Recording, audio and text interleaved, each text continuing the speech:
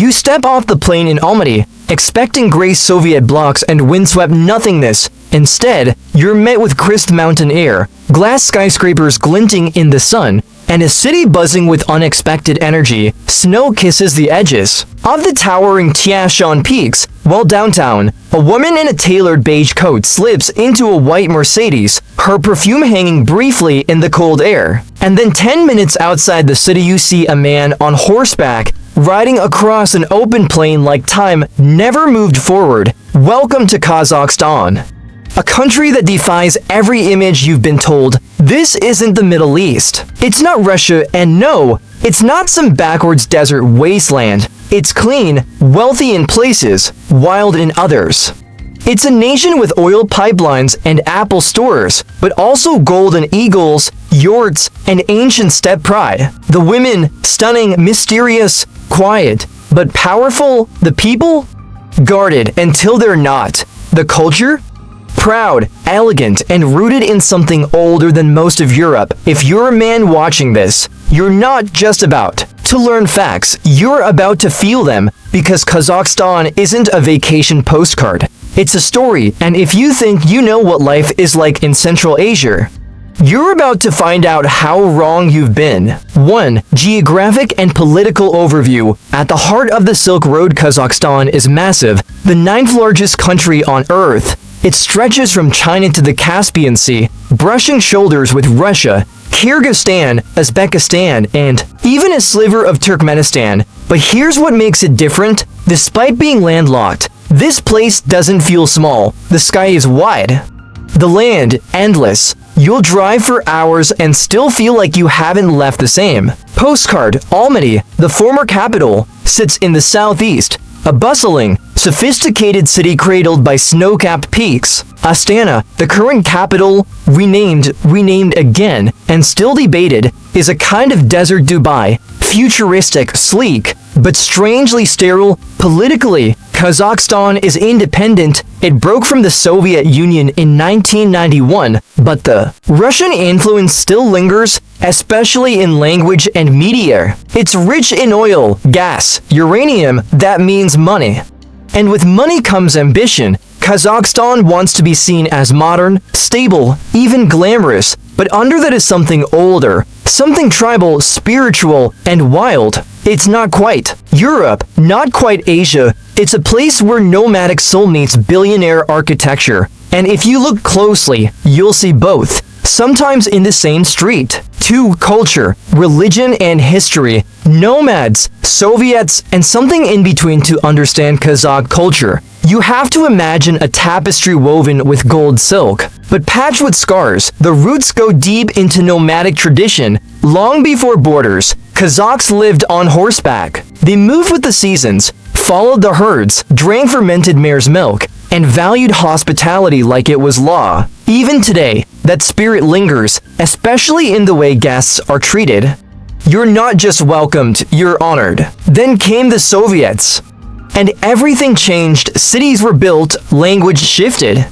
Mosques were closed, the nomads were forced to settle, and in the process, Kazakhstan was molded into a model Soviet republic, but the Kazakh soul didn't disappear. After 1991, the country found itself in a strange place, free but fractured. Islam is the majority religion, but it's soft here, more about family and tradition than strict rules. People drink, they celebrate, they live with one foot in the modern world and the other in a yurt. Walk down a street in Almaty, and you'll see this fusion in real time. A woman in a silk headscarf chatting on an iPhone, an old man in a flat cap selling honey from a wooden cart. It's not just a country, it's a crossroads of eras. 3. Beauty and personality of women. Mysterious, strong, and soft-spoken. Here's what most Western men don't expect. Kazakh women are some of the most quietly captivating in the world. Their beauty doesn't scream, it simmers. Eurasian features mean high cheekbones, delicate noses, almond-shaped eyes that seem to hold secrets. Some lean more Asian, others more Slavic, but nearly all carry themselves with an elegance that feels practiced, natural. They dress with intention. Not flashy, but graceful, muted tones. Silk blouses, heels that click like whispers on marble floors. But it's not just how they look, it's how they are in public. Kazakh women are reserved, courteous. You won't get flirtatious smiles or overt signals, but when they open up, it's like a door swinging into a different world, warm, expressive, romantic. Many are multilingual, speaking Kazakh, Russian, often English. They're well-educated, often holding university degrees or working in business, medicine, or education, and yet they haven't lost touch with traditional femininity. They believe in family. They value loyalty. They might expect the man to lead, but only if he's worthy. Dating here is slow. There's no hookup culture, but there's depth. If a Kazakh woman likes you, it means something, and as a Western man, you'll notice something else. Here, being a gentleman isn't seen as outdated. It's expected and rewarded in a world that often feels chaotic and transactional. Kazakh women feel like a return to something honest, something timeless, for daily life. Cleanliness, attitudes, order in the chaos. Wake up in Almaty, and the first thing you'll notice is the quiet. No honking frenzy. No chaotic crowds, just calm, clean sidewalks, trimmed hedges. Morning light filtering through tidy apartment blocks. There's a rhythm here, not slow, but measured. Elderly women sit by the metro entrance, selling apples and bundles of dill. A man in a suit sips tea from a glass while scrolling his phone. You pass a corner grocery store. It's spotless inside, with shelves arranged like an art installation. Public transport hums like clockwork. Buses arrive on time. Metro stations are deep, Soviet style, with marble walls and faint echoes. People don't push, they wait their turn. It feels orderly, and yet there's life in the details. Horse meat on the menu, street musicians playing the dombira, sharp-dressed youth snapping photos in front of art murals. Kazakhstan might not smile at you right away. Locals are polite, but reserved, shaped by history, by pride. But if you stay, if you show respect, something shifts. You start to feel it, the dignity, the calm strength, the quiet kindness. Daily life here isn't loud or showy. It's disciplined, subtle, but it's real and strangely comforting. 5. Cost of living, wages, apartments, affordable elegance. If you're a foreigner, let's talk numbers, because this is where Kazakhstan surprises most visitors. The average local salary? Somewhere between $600 and $800 a month. But for a foreigner earning in dollars or euros, this place feels luxurious. You can rent a cozy one-bedroom apartment in Almaty's city center for $350 to $450. Utilities? Maybe $40 a month. Internet? Fast and around $10. Food?